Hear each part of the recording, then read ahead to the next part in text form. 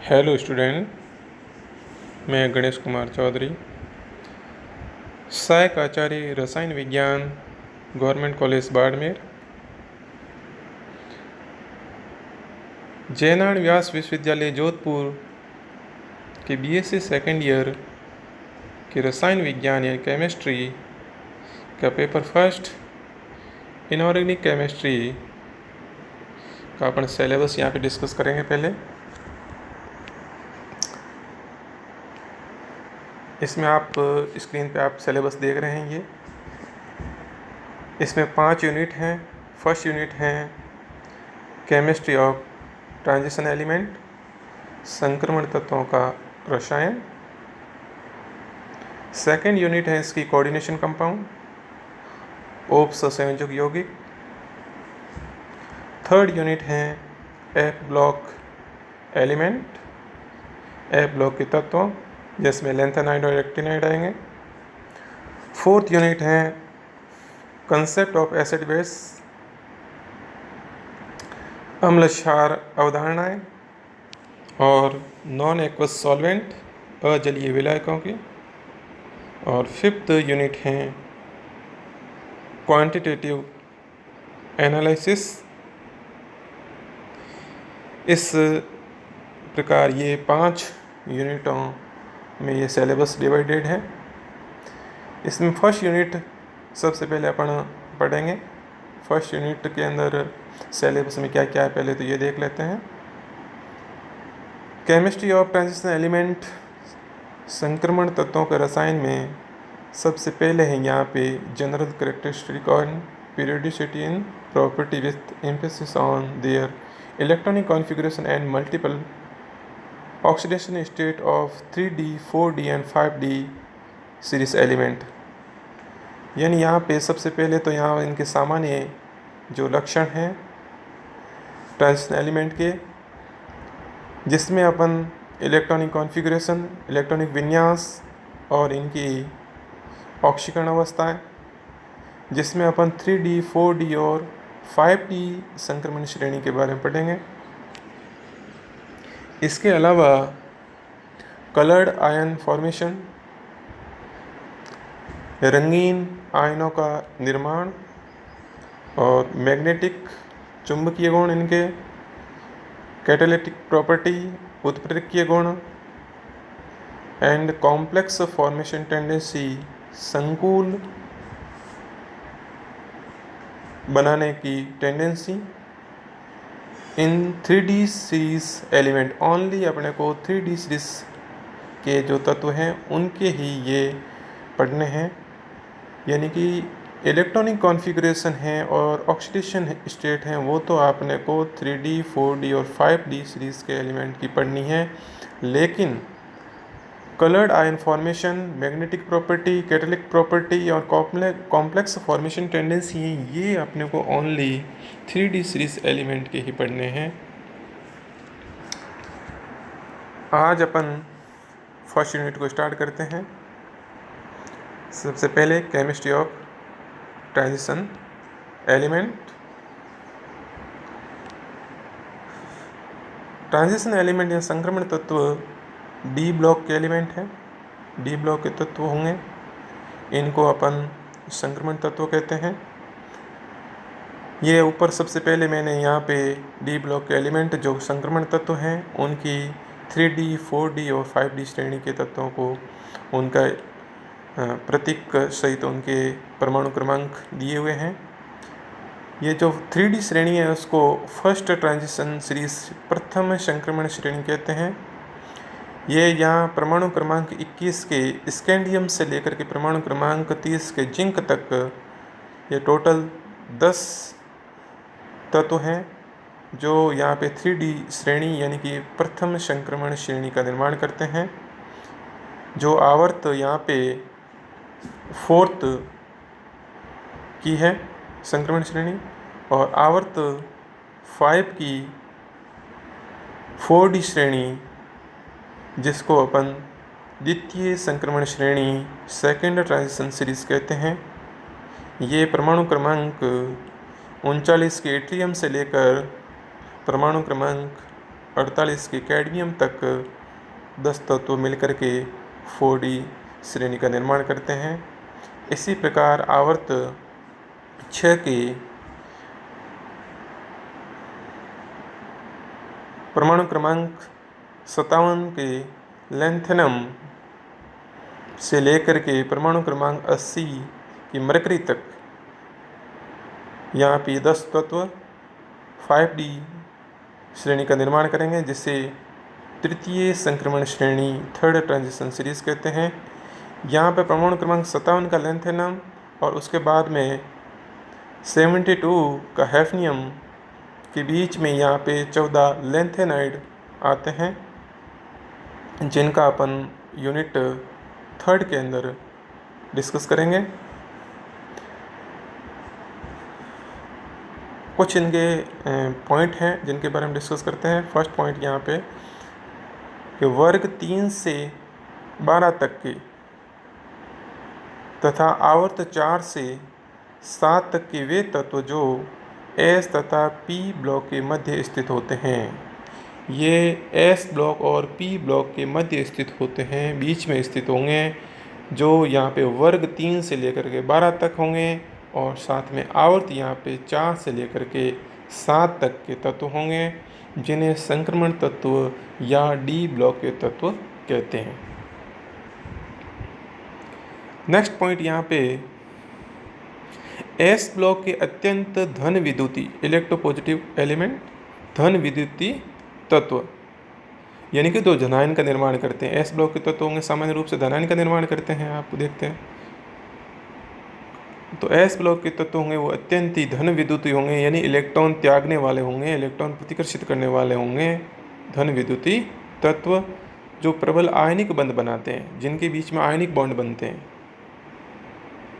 इसके विपरीत P block तत्व, पी ब्लॉक के अंदर आप देखते हैं ज़्यादातर होते हैं वो ऋण विद्युती तत्व होते हैं, यानी इलेक्ट्रॉनों को आकर्षित करते वाले, सामान्य रूप से ऋणायन बनाने वाले तत्व जो प्रबल सहसंयोजक बंध बनाते हैं, यानी कि इनके पी ब्लॉक के एलिमेंट में सहसंयोजक बंध बनते हैं। इन दोनों चरम स्थितियों के मध्यवर्ती गुणों वाले तत्वों को संक्रमण तत्व कहते हैं, यानी कि एस ब्लॉक के तत्व और पी ब्लॉक के तत्वों के बीच के गुणों वाले, उसके मध्यवर्ती गुणों वाले जो तत्व हैं, जो वर्ग 3 से लेकर वर्ग 12 तक के हैं, इन्हें अपन संक्रमण तत्व कहते हैं। आगे है ये संक्रमण तत्वों की परिभाषा है, उनकी डेफिनेशन कि संक्रमण तत्व कौन से कहलाएंगे।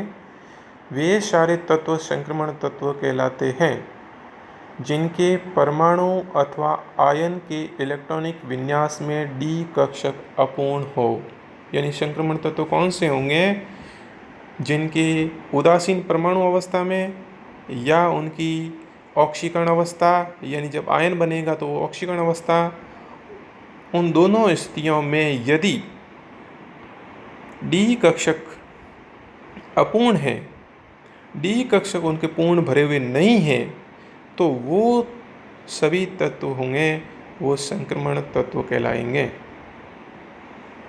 यानी वर्ग 3 से लेकर के वर्ग 11 तक के जो तत्व हैं वो या तो उदासीन परमाणु अवस्था में या फिर इनकी ऑक्सीकरण अवस्था यानी कि आयन की अवस्था में इनके डी कक्षक होते हैं, वो अपूर्ण होते हैं। इसलिए वर्ग 3 से लेके 11 तक के तत्व संक्रमण तत्व कहलाते हैं। लेकिन वर्ग 12 के तत्वों जिनमें आएंगे जिंक, कैडमियम और मरकरी, संक्रमण तत्व नहीं मानते हैं। जो ऊपर की डेफिनेशन है उसके अकॉर्डिंग ये जो है वर्ग 12 के जिंक, कैडमियम और मरकरी संक्रमण तत्व नहीं होते हैं, क्योंकि इनके किसी परमाणु अथवा आयन में डी कक्षक अपूर्ण नहीं होते हैं। यानी जिंक, कैडमियम और मरकरी हैं, ये उदासीन परमाणु अवस्था में करेंगे तो इनके अंदर डी के अंदर D10 विन्यास होगा और इनकी सामान्य जो ऑक्सीकरण अवस्था है उस स्थिति में भी जब आयन बनाएंगे तब भी इनके अंदर डी के अंदर 10 इलेक्ट्रॉन, डी उपकोष में 10 इलेक्ट्रॉन होंगे, पूर्ण भरे हुए होते हैं। इसलिए ये जिंक, कैडमियम और मरकरी संक्रमण तत्व नहीं होते हैं। अगला नेक्स्ट पॉइंट है, इन्हें डी ब्लॉक के तत्व इसलिए कहते हैं क्योंकि इन 10 वर्गों के तत्वों में इलेक्ट्रॉन n-1 डी कक्षकों में प्रवेश करता है। यहाँ इलेक्ट्रॉन कहाँ प्रवेश करेगा? n-1 जो डी कक्षक हैं उनमें प्रवेश करेगा, इसलिए इन्हें डी ब्लॉक के तत्व कहते हैं। ये इनके कुछ सामान्य इनके पॉइंट थे जनरल।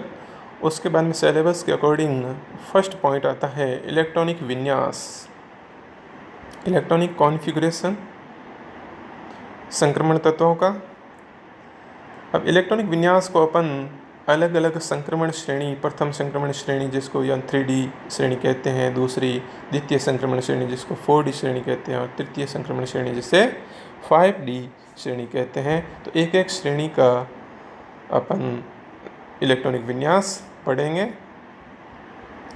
सबसे पहले यहाँ पे है संक्रमण तत्वों का सामान्य इलेक्ट्रॉनिक विन्यास क्या होता है, यानी कि सभी संक्रमण तत्वों के अंदर इस प्रकार से इलेक्ट्रॉनिक विन्यास होगा जो सामान्य इलेक्ट्रॉनिक विन्यास है, जिसमें अपन n-1 डी में इलेक्ट्रॉन 1 से लेकर के 10 तक हो सकते हैं, और ns 0 से 2 तक, यानी s में जो इलेक्ट्रॉन है वो 0 से लेकर के 2 तक हो सकते हैं। n यहाँ पे आवर्त संख्या या मुख्य क्वांटम संख्या होती है। पहला अपन प्रथम संक्रमण श्रेणी या 3D श्रेणी का इलेक्ट्रॉनिक विन्यास पढ़ेंगे। उसमें सबसे पहला प्रथम संक्रमण श्रेणी यानी 3D श्रेणी के अंदर पहला परमाणु क्रमांक 21 में स्कैंडियम, जिसका प्रतीक है Sc। इसका इलेक्ट्रॉनिक विन्यास, तो इसका इलेक्ट्रॉनिक विन्यास आप शुरुआत करेंगे 1s2, सबसे पहला इलेक्ट्रॉन कहाँ भरे जाएंगे? 1s में, उसके बाद में 2s2 यानी कि 2s के अंदर 2 इलेक्ट्रॉन, उसके बाद में 2p6 यानी p के अंदर 6 इलेक्ट्रॉन भरे गए, उसके बाद में 3s2 यानी 3s2 के अंदर 2 इलेक्ट्रॉन भरे गए, उसके बाद 3p6 और 3p में 6 इलेक्ट्रॉन भरने के बाद में ये टोटल 18 इलेक्ट्रॉन यहाँ तक भर गए हैं, और ये यहाँ पे इलेक्ट्रॉनिक विन्यास अक्रिय गैस आर्गन का हो जाता है यहाँ तक। उसके बाद में यहाँ पे इलेक्ट्रॉन हैं वो 4s में भरे जाएंगे। 4s में जब 2 इलेक्ट्रॉन भरने के बाद में यहाँ पे परमाणु क्रमांक 20 कैल्शियम तक का यहाँ पे पूरा होता है। उसके बाद में परमाणु क्रमांक 21 में स्कैंडियम में इलेक्ट्रॉन हैं वो 3D के अंदर भरा जाएगा। तो यहाँ पे इलेक्ट्रॉनिक विन्यास कैसा हो जाएगा? 1s2, 2s2, 2p6, 3s2, 3p6, 3d1, 4s2 यानी 3D के अंदर एक इलेक्ट्रॉन आ गया स्कैंडियम का इलेक्ट्रॉनिक विन्यास। इसी प्रकार अगला नेक्स्ट है टाइटेनियम, परमाणु क्रमांक 22, जिसमें एक नेक्स्ट इलेक्ट्रॉन किस में जाएगा? 3D के अंदर जाएगा। और इसमें शॉर्ट में लिखने के लिए अपन सबसे इनके परमाणु क्रमांक 18 तक के जो आर्गन का है उसको अपन कोष्टक में लिख देते हैं आगे आर्गन। उसके बाद में नेक्स्ट जो है 3d2 और 4s2 यानी s के अंदर 2 इलेक्ट्रॉन है और d के अंदर नेक्स्ट इलेक्ट्रॉन आ गया तो 3d2 हो गया। इसी प्रकार वेनेडियम में परमाणु क्रमांक 23, एक इलेक्ट्रॉन और आएगा 3d3 हो जाएगा 4s2। और इसके बाद में नेक्स्ट है क्रोमियम, जो स्पेशल यहाँ पे जिसका इलेक्ट्रॉनिक विन्यास महत्वपूर्ण है, इम्पोर्टेंट। यहाँ पे इसका इलेक्ट्रॉनिक विन्यास होना कैसे चाहिए था? होना तो 3d4 4s2 होना चाहिए था, लेकिन होता है 3d5 4s1। ऐसा क्यों? तो ऐसा इसलिए नीचे जो इसका एक्सप्लेन किया हुआ है कि क्रोमियम का इलेक्ट्रॉनिक विन्यास 3d4 4s2 होना चाहिए, लेकिन 3d5 4s1 होता है। इसका कारण, पहला कारण तो है कि 3d और 4s कक्षकों में ऊर्जा अंतर का कम होना। यहाँ पे 3d और 4s कक्षकों की ऊर्जा का अंतराल है वो बहुत ही कम होता है, इसलिए इलेक्ट्रॉन यहाँ पे 4s से कहाँ आ जाएगा, 3d में आ जाता है। तो इन ऊर्जा अंतराल का कम होना। और दूसरा यहाँ पे है कि रिक्त, अर्धपूरित यानी हाफ फिल एंड पूर्ण पूरित यानी फुल फिल कक्षकों का स्थायित्व है, स्टेबिलिटी, वो अन्य अपूर्ण जो है इनकम्प्लीट ऑर्बिटल से अधिक होती है। यानी कि जो रिक्त है या फिर अर्धपूरित है या पूर्ण पूरित कक्षकों का स्थायित्व है वो अपूर्ण कक्षकों से अधिक होता है। इसलिए यहाँ पे जो क्रोमियम के अंदर है एक इलेक्ट्रॉन 4s से 3d में आने के कारण 3d में इलेक्ट्रॉन कितने हो जाएंगे, 5 हो जाएंगे, यानी अर्धपूरित विन्यास हो जाएगा, जो कि अपूर्णों की तुलना में अधिक स्थायी होने के कारण ये किस में बदल गया, अर्धपूरित कक्षकों में बदल जाता है। नेक्स्ट है मैंगनीज। मैंगनीज के अंदर परमाणु क्रमांक 25। अब यहाँ मैंगनीज के अंदर आपको 3d5 भी रहेगा, और क्योंकि यहाँ पे कैसा है, ये अर्धपूरित कक्षक है, स्थायी है, तो इलेक्ट्रॉन कहाँ चला गया, 4s में 1 था तो वहाँ क्या हो गया, 4s2 हो गया। आयरन के अंदर नेक्स्ट इलेक्ट्रॉन तो 3d में जाएगा, दूसरा 4s में 2 इलेक्ट्रॉन जा सकते हैं, तो यहाँ पे 3d6 4s2 हो जाएगा।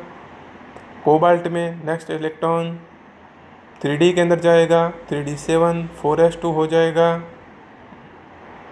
निकल के अंदर नेक्स्ट परमाणु क्रमांक 28 में भी इलेक्ट्रॉन 3d में जाएगा, तो 3d8 4s2 इसका इलेक्ट्रॉनिक विन्यास हो जाएगा।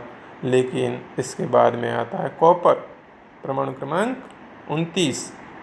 अब इसमें इलेक्ट्रॉन यदि 3d के अंदर एक इलेक्ट्रॉन नेक्स्ट जाए तो 3d9 4s2 होना चाहिए, लेकिन होता क्या है, 3d10 4s1।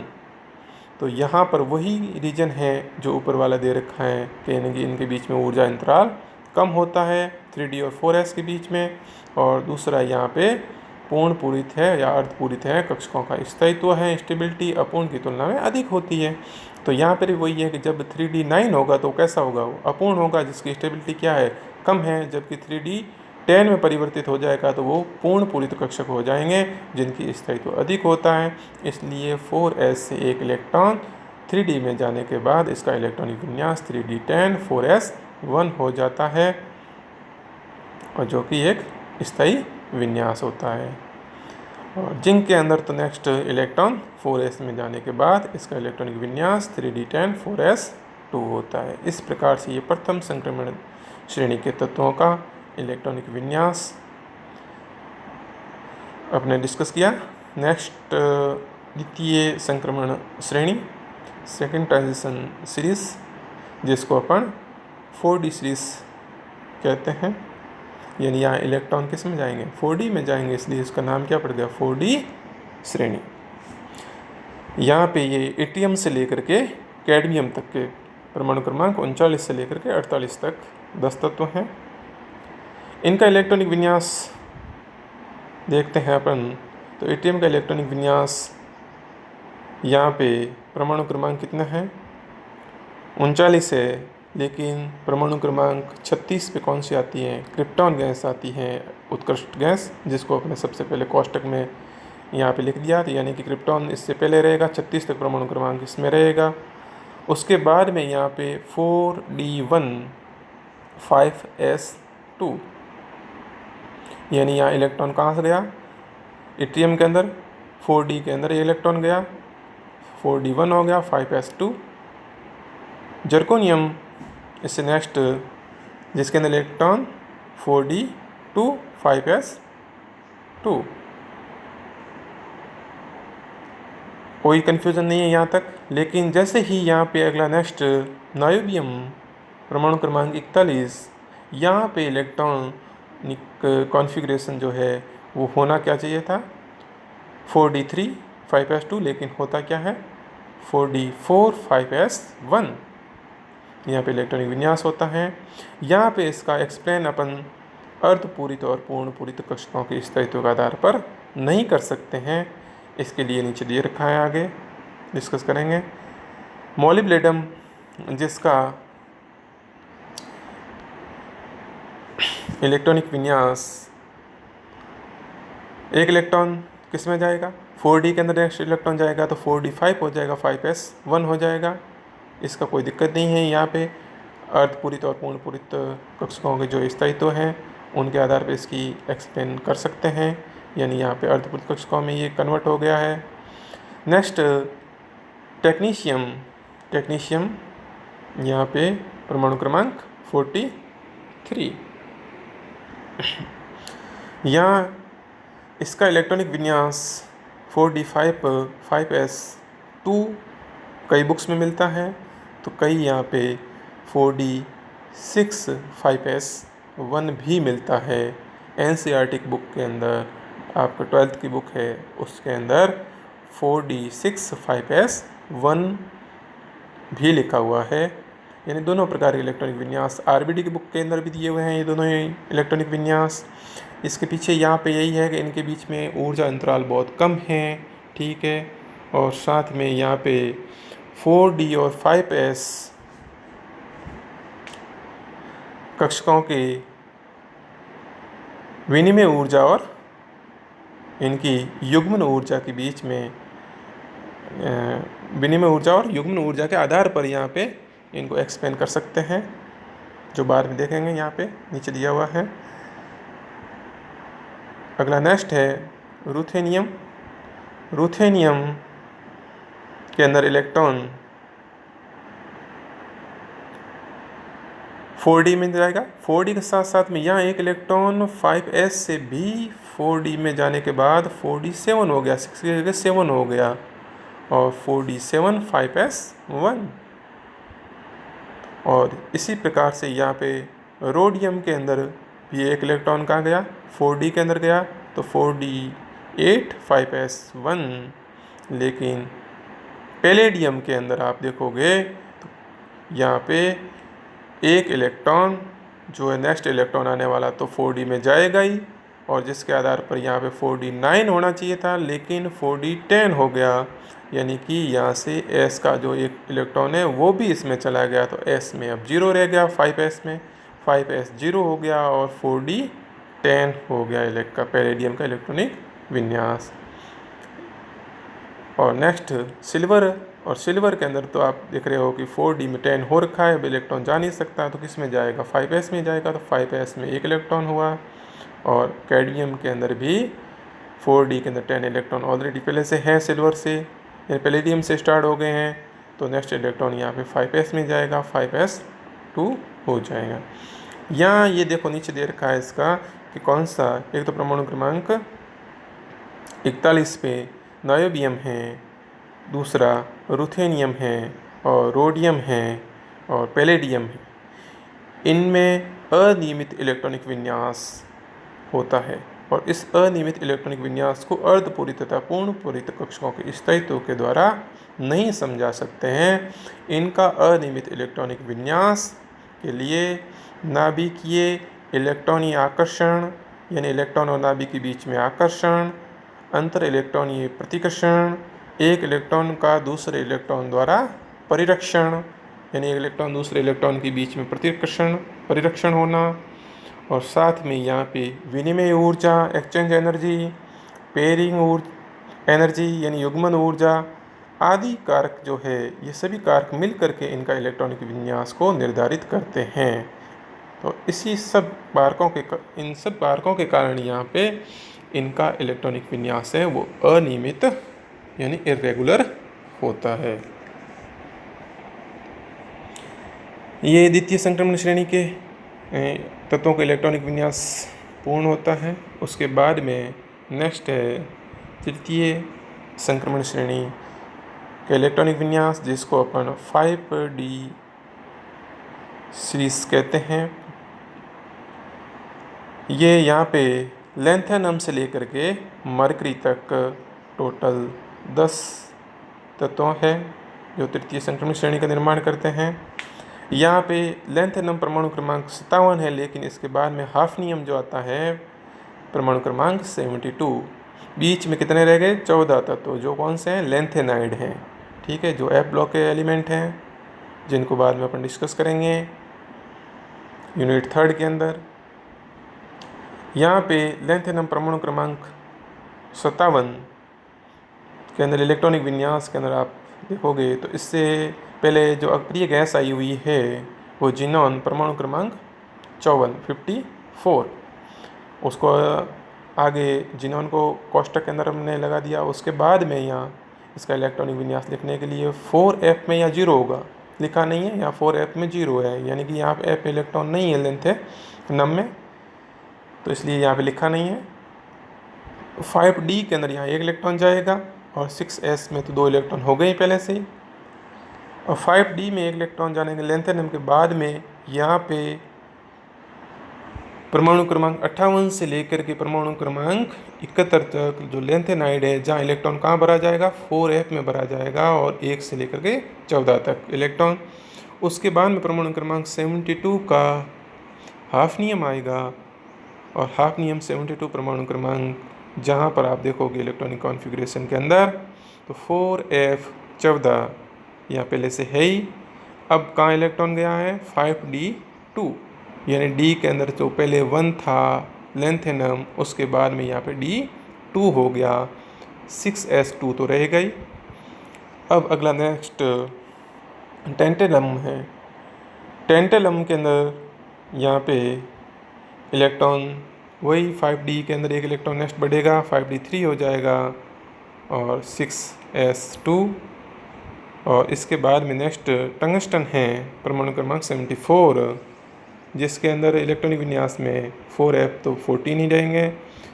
5d4 यानी 1 इलेक्ट्रॉन जो नेक्स्ट आया वो d के अंदर आया और 6s2, कोई यहाँ पे कन्फ्यूज़न नहीं है। लेकिन यहाँ पे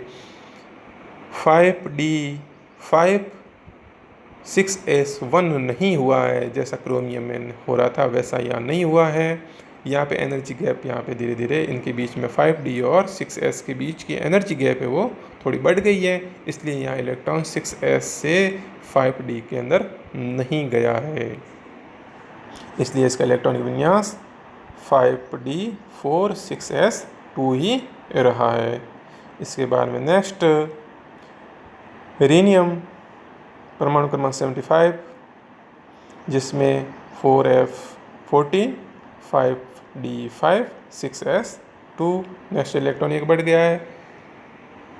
इसी प्रकार आगे next osmium 76 4f14 5d6 6s2 next electron बढ़ गया है। इसी प्रकार आगे iridium 77 4f14 5d7 6s2 next electron 1 बढ़ रहा है।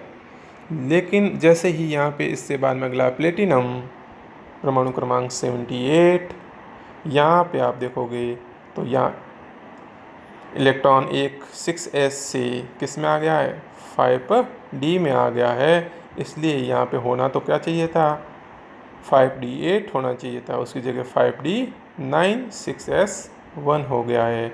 यहाँ ऊर्जा अंतराल क्या? जैसे जैसे परमाणु क्रमांक बढ़ रहे हैं तो यहाँ पे इनके बीच का एनर्जी गैप है वो कम हो रहा है, और अब यहाँ पे एक इलेक्ट्रॉन जो है 6s से कहाँ चला गया है? 5d के अंदर चला गया है, और यहाँ पे इसका इलेक्ट्रॉनिक विन्यास 4f14 5d9 6s1 हो गया है प्लेटिनम का।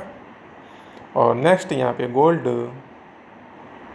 79 परमाणु क्रमांक, जिसमें 4f14 5d10, यहाँ पे नेक्स्ट इलेक्ट्रॉन d के अंदर बढ़ेगा, 9 थे तो यहाँ कितना हो गया? 10 हो गया, 6s1। और इससे बाद में नेक्स्ट मरकरी परमाणु क्रमांक 80, जिसके अंदर एक इलेक्ट्रॉन किस में जाएगा अब, क्योंकि डी के अंदर गोल्ड के अंदर कितने हो गए थे, डी में 10 हो गए थे, अब डी में तो जा नहीं सकते, अधिकतम कितने इलेक्ट्रॉन 10 ही भर सकते हैं। अब यहाँ इलेक्ट्रॉन नेक्स्ट है वो 6s में गया और 6s2 हो गया। इस प्रकार से यहाँ पे ये तृतीय संक्रमण श्रेणी के 10 तत्वों का इलेक्ट्रॉनिक विन्यास। इसी के साथ यहाँ पे संक्रमण तत्व जो 3D, 4D और 5D श्रेणी के थे, अपने सिलेबस में 3 श्रेणियों की हैं जिनका इलेक्ट्रॉनिक विन्यास सिलेबस में था, जिसको अपन ने डिस्कस कर दिया। नेक्स्ट क्लास के अंदर आगे हम अन्य इनके प्रॉपर्टीज़ का डिस्कस करेंगे। Thank you.